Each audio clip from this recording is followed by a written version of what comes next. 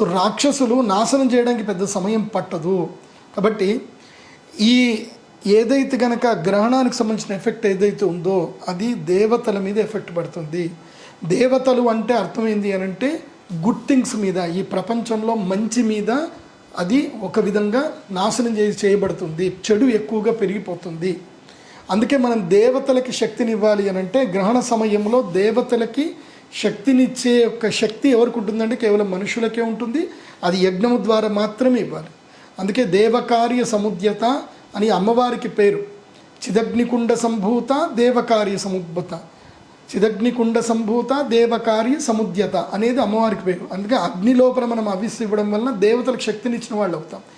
ఈ 4 గంటల సమయం అంటే 2 నుంచి 6 గంటల వరకు ఈ సమయంలో మనం ఈ గ్రహణం సమయంలో మనము దేవతలకి హవిస్సును నివేదన చేయడం వల్ల ఆ గ్రహణం అయిపోయిన తర్వాత దేవతలు ఎవరెవరు వారికి హవిస్సును శక్తిని ఇచ్చారో వాళ్ళందరికీ కూడా ఆయా గోత్రణ, మరి ఏ గోత్రనామస్తుడు